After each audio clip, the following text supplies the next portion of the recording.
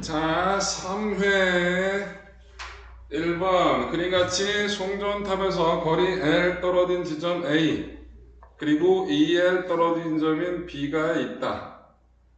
다음과 같은 전파 수신기, 신호 분석기가 있답니다. 전파를 받아들이고 그 받아들인 정보에서 뭐를 신호를 분석해서 뭔가를 해석해낸다, 그 얘기인 거예요. 오케이? 그런데 전파 수신기와 신호 분석기를 B 위치에 놓을 시간에 따라서 전파 수신기가 방출한 전압이 가의 그래프와 같았을 때 시간에 따른 분석기가, 신호 분석기가 출력한 값이 나와봤을 때 이거 가지고 뭐 할 수 있어요? 그래프 가와 나를 가지고 뭘 할 수 있어? 언제 전파 수신기에서 얼마만큼의 값이 나오면 1이고 그러니까 얼마 이상이면 0.5 0.5 이상이면 출력값이 1이 나왔고요. 네. 0.5보다 작았으면 0 나와. 출력값이 얼마 나왔다? 0이 나왔다라는 걸 이 자료 가지고 해석할 수 있어야 돼. 그죠? 네. 그런데 A에서와 똑같은 전파를 받았다. A. 그럼 A하고 B는 뭐가 달라요? 거리 거리가 다르죠? 근데 얘는 송전탑에서 지금 어떻게 사방으로 쏴주는 거잖아. 그지? 네. 그럼 파동이 파면의 모양이 온 공간으로 퍼져나갈 테니까 구면파의 모양이라고. 맞아? 네. 여기 보자. 구면파의 파동의 세기는 거리 그리고 제곱에 반비례합니다. 왜요?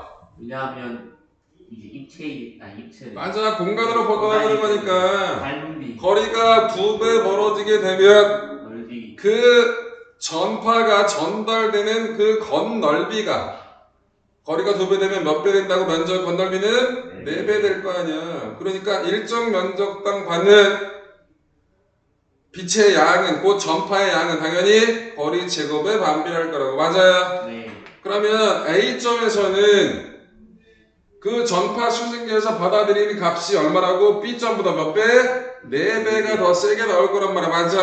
맞습니다. 그러면 가의 그래프보다 값이 얼마? 4배 더 큰 값이 나올 거라고. 네. 그러면 1번에서 어떻게 나오냐고. 어디만 0이 되냐? 0이 되는 것만 찾으면 될 거야. 응? 네. 여러분들 0.4에 4배 되면 당연히 0.5보다 커질 거고, 네. 0.2에 4배 돼도 0.5보다 커지잖아. 네. 근데 3에서 4초 사이에는 0일 테니까 0일 거고, 6에서 7초 사이에는 0.1이었지? 네. 4배 해봤자 0.4니까. 안 돼요. 그 3에서 4초 때하고 6에서 7초 때만 얼마 나올 거야? 0의 값이 나오겠지? 네. 그래서 어떻게 될 거라고? 요렇게 일정하게 몇 초 때까지? 3초 때. 4초 때까지는 바닥을 길 거고, 6초 때까지 4초에서 얼마까지? 6초 때까지 다시 또 일정하게 나오다가 7초 때까지 얼마? 또 0이 됐다가 다시 8초 이후에 이렇게 나오면 되겠죠. 오. 맞아요. 이해됐어요? 네. 그래서 1번은 저렇게 해결이 됐고요. 2번 A에서도 똑같은 나 그래프와 같은 것을 얻고 싶대요. 40옴짜리 2개하고 20옴짜리 1개를 가지고 회로를 설계하랍니다. 네. 그럼 A에서 받아들이는 전파 수신기는 항상 몇 배? 4배 더 커야 되겠지. 네. 그 4배 큰 전압을 나눠 먹게 해주면 되는 거야. 그렇죠. 그치? B하고 똑같지. 그런데 뭐하고 뭐? 40짜리 2개하고 20짜리 하나래지. 네. 그럼 4배 커진 걸 어떻게 됐다고? 1대3의 비율로 나눠져 버리면 되고, 그 1에 해당하는 놈을 신호 분석기로 연결해주면 되는 거라고. 맞아? 맞습니다. 그러면 40 하나랑 40짜리 2개하고 20짜리 하나인데 40짜리 2개를 병렬 연결하면 20짜리랑 똑같아지지. 그럼 1대1이 된단 말이야. 네. 그럼 분위기상 40짜리 하나랑 20짜리 하나를 연결을 해버리고 40짜리 하나를 직렬 연결해봐. 그러면 얘 정 얼마 돼요? 3분의 40이요. 3분의 40이 되죠? 네. 요게 3분의 40이에요. 그러면 어떻게 됩니까? 요게 3분의 40이니까 요놈하고 요놈이 저항비가 1대 3이 되는 거죠. 그러면 이렇게 그려놓고 여기다 뭐를? 아니지. 전파. 여기다 수신해야지. 전파 수신기를 여기다 놔야 되고 뒤에다가 거기다가 여기와 병렬 연결해서 뭐 신호. 신호 분석기를 놔야지. 아. 예상 맞아? 네. 그럼 신호 분석기를 여기다 놓게 되면 이 전파 수신기에서 받아들인 전압을 얘하고 어떻게 됐다는 얘기야? 저항 비대로 나눠 먹을 거 아니야, 그치? 네. 그러면 B하고 동일하게 4분의 1로 줄어든 값이 나올 거 아니야, 맞아? 맞습니다. 그래서 2번 답은 이렇게 꾸며달라는 얘기지. 이해돼요? 네. 오케이. 정리. 의리야, 너. 문제 의도 아시겠어요? 네. 그래서 1번은 그렇게 해결하고요. 그럼 6번까지 하고 영상 찍고 있으니까 중간에 끊기 그렇잖아. 6번까지 하고 시작. 2번 다음은 올림픽 개최에서 기록 결과를 나타낸 것이다. 18, 19, 20회가 나왔네요. 도쿄, 멕시코시티, 뮌헨 이렇게 나왔어요. 자, 멀리 뛰기는 어디가 제일 멀리 날아갔냐? 기록이 제일 좋아? 멕시코시티가 제일 멀리 갔네. 네. 최단 뛰기는 멕시코 마찬가지 멕시코시티가, 높이 뛰기 멕시코. 마찬가지 멕시코시티가, 마라톤은 도쿄. 멕시코시티는 마라톤 기록이 저도예요. 저조했네. 왜 이럴까? 왜냐? 체력. 산소의 양. 체력? 오산지대 멕시코시티. 멕시코시티 자체가 오산지대예요. 도쿄는 당연히 선만하니까 바로 바다 옆이잖아, 그지? 네. 저지대라고. 그럼 어떻게 된다고? 멕시코시티는 고산지대니까 지표면 근처보다 당연히 기압이 높아 낮아? 맞아요. 낮아. 기압이 낮으니까 공기 저항력을 그만큼 결과 덜 받아. 그 다음에 높이가 높아졌으니까 지표 해수면 근처보다 중력이 조금이나마 작아지겠지. 그래서 멀리 뛰기라든지 높이 뛰기는 기록이 좋아진 거야. 그런데 마라톤 같은 경우에는 고산지대에서 뛰었을 때 뭐가? 산소 양이 적죠? 그럼 심폐 능력이 현저히 줄어들 수밖에 없잖아. 네. 맞아? 그러니까 마라톤 이런 기록, 심폐 능력이 요구되는 기록들은 당연히 저조할 수밖에 없겠지. 맞아? 네. 가자. 자료 2. 우리나라는 최근에 태백 선수촌을 새로 건설하였다. 원래 선수촌은 어디 있었어? 텔 태릉에 있었어. 몰랐는데. 태릉에 있다고. 근데 태백에다가 태백 선수촌, 태백은 여러분들 대표적인 강원도 고지대야. 해발 한 800m 정도 되거든요. 800m, 900m 정도 되거든요. 그럼 고지대에서 훈련하기 때문에 한참 저지대보다 어떻게 됐다고? 심폐 능력 강화하는데 도움이 될 거라고. 그래서 사이클 선수들이 처음에 지구력을 기르기 얘기했지만 시간의 지나에 따라서 많은 운동 선수들이 사용하고 있다. 실제로 농구 선수들도 많이 가서 하고요. 여기서 뛰면 뒤질라고 하더라고요. 왜? 산소가 부족하니까 1시간 뛴 게 2시간 뛴 것 같은 똑같이 숨이 가빠지니까. 그래서 거기서 훈련하면 그만큼 심폐 능력이 좋아진다고 이런 얘기 하더라고요. 자, 갑니다. 1번 물의 끓는 점은 멕시코시티보다 도쿄에서 높다. 높은 곳에 올라가게 되면 기압이 낮아지죠? 기압이 낮아지게 되면 끓는 점이 높아져 낮아져? 낮아지잖아. 그러면 해수면 근처인 도쿄에서가 높다라고 하는 게 맞겠죠? 네. 1번 맞네. 2번 혈액 내 적혈구 수가 많을수록 고산지대에 적응이 쉽다. 맞아요. 당연히 그러겠지. 3번 태백 선수촌을 지은 이유는 태백의 고도가 높기 때문이겠죠. 네. 4번 뮌헨보다 멕시코시티에서 운동할 때 맥박이 높겠지. 산소가 희박하니까. 아니에요. 산소가 희박하니까 그만큼 심장 복동이 빨라져야 될 거 아니야, 그지? 그러니까 맥박이 낮은 게 아니라 높다 그래 맞겠지. 5번 같은 훈련량을 기준으로 태릉 선수촌보다 태백 선수촌의 훈련이 선수들의 심폐 기능을 증가시켜준다 라는 게 맞겠죠? 네, 그래서 맞는 거 몇 번? 1번, 2번, 5번이 되겠네. 3번 아래 그림 같이 굴절 망원경을 이용하여 화살표 모양의 물체를 보았는데 물체와 같은 방향의 상을 망원경으로 관찰했다. 네. 물체와 같은 방향, 뒤집어지지 않았다는 얘기야. 네. 아래 그림에서 굴절 망원경에 적당한 대물 렌즈와 접어 렌즈를 그리고 빛이 렌즈와 안구 내에서 진행하는 경로와 망막에 맺히는 상도 그리랍니다.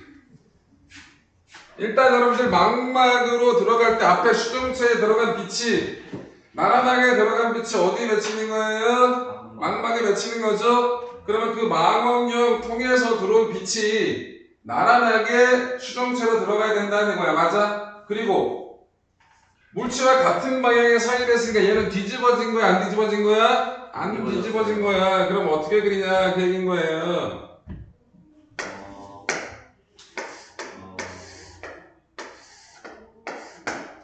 이렇게 화살표가 있는데 여기에 일단 이렇게 가서 빛이 여기서 빛을 살짝 모아줘야겠지? 그러다 여기서 어떻게 돼? 일자로 만들어줘야겠네. 그럼 여기서 뭐 나란하게 들어간 빛이 어떻게 됐다고? 여기 나올 때 일자로 나와야 된단 말이야. 네. 그리고 어떻게 된다고? 사이즈가 이 폭이 어떻게 된다고? 좁아지게 될 거라고. 근데 뒤집어지면 안 돼. 볼록이 되면 어떻게 돼야 돼? 볼록이면 뒤집어져서 나와서 다시 어떻게 될 거야? 나란하게 갈 거거든. 그러니까 이건 어떻게 된다고? 이렇게 가다가 여기서 이렇게 일정하게 가야 된다. 그래서 어떻게 여기서 눈을 만나고 여기서 이렇게 상이 맺혀야겠죠. 그럼 여기서 무슨 렌즈가 나와야 되는 거고? 볼록 렌즈가 나와야 되는 거고. 여기서 무슨 렌즈가? 오목 렌즈가 이렇게 있어서 상을 퍼뜨려줘야지. 그래 놓고 좀 더 그리면 얘의 모아지는 점하고 얘의 초점거리하고 이 전체 초점거리 이 전체 이렇게 모이는 거고 원래 이렇게 모일 거고 여기서 나와서 가는 게 이렇게 가는 것처럼 나올 테니까 이런 형태를 그려주면 되는 거라고. 맞아? 이러면 뒤집어지지 않잖아.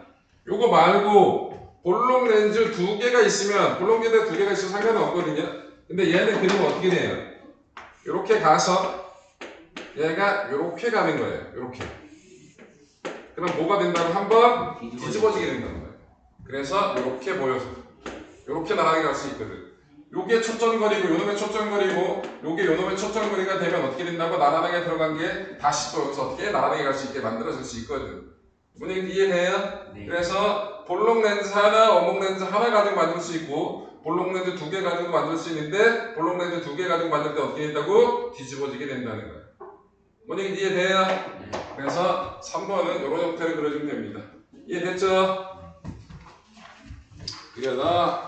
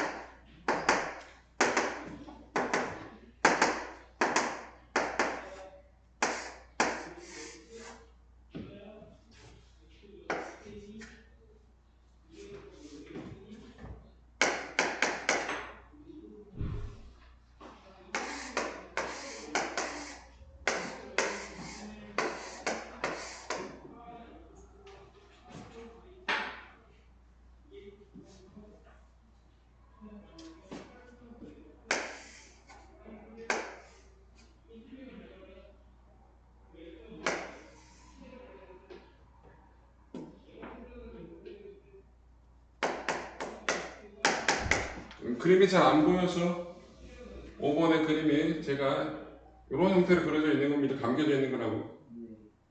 자, 4번 한번 해볼게요.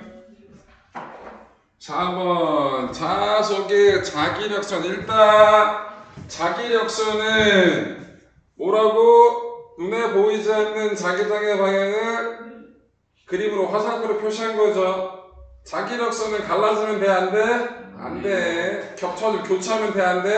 안 돼. 그리고 뭐가? 패곡선이 되게 그려줘야 됩니다. 자, 일단 얘는 여기서 나가야겠죠? 일로 들어가야겠죠?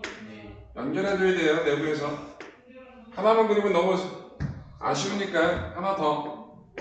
이렇게 돌아가는 거 하나 그립시다. 연결해줄게요. 이렇게. 하나만 더 그립시다. 이렇게.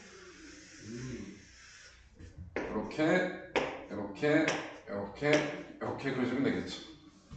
맞죠? 네. 요 직선으로 빠져나간 건 패곡선이 되게 그릴 수 없으니까 저건 예외적으로 하고 나머지는 기본적으로 다 뭘 그리자? 패곡선을 그리지.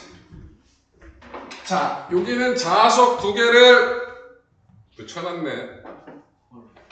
네, 그 N이랑 S 바뀌었어요. NSS. 와. 이런 자석은 자기 없죠. 단극이다. 우와.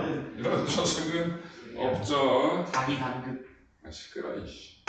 N은 S. 자, 일단 S에서 가서 N을 가서 이렇게 돌아가는 거 하나 그릴게요. N에서 나가서 S를 가야 되니까 맞아?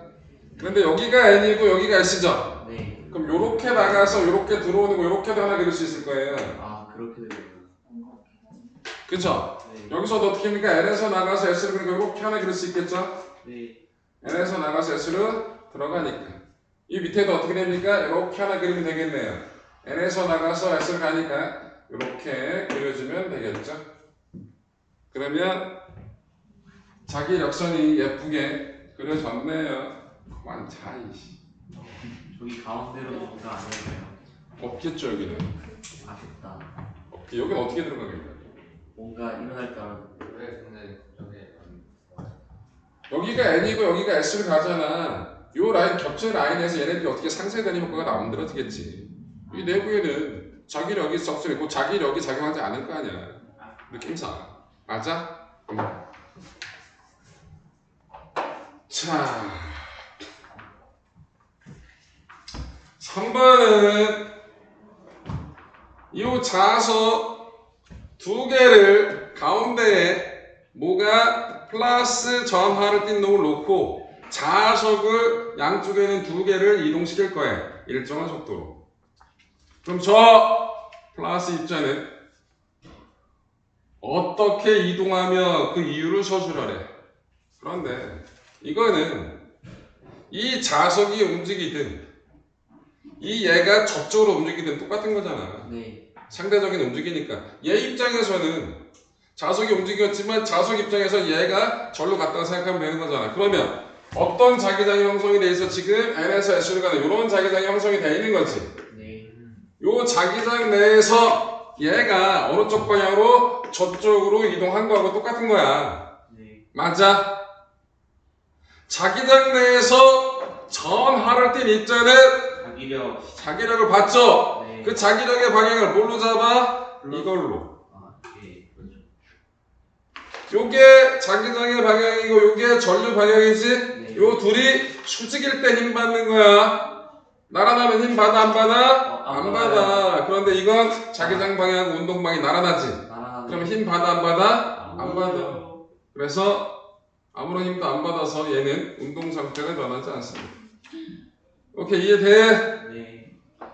자기장의 방향과 전하의 이동 방향이 나란하기 때문에 그 경우에는 힘을 받는다 안 받는다? 자기력을 안 받는다. 그래서 이 플러스 전하는 힘 받는 게 없기 때문에 그대로 정제 있겠죠.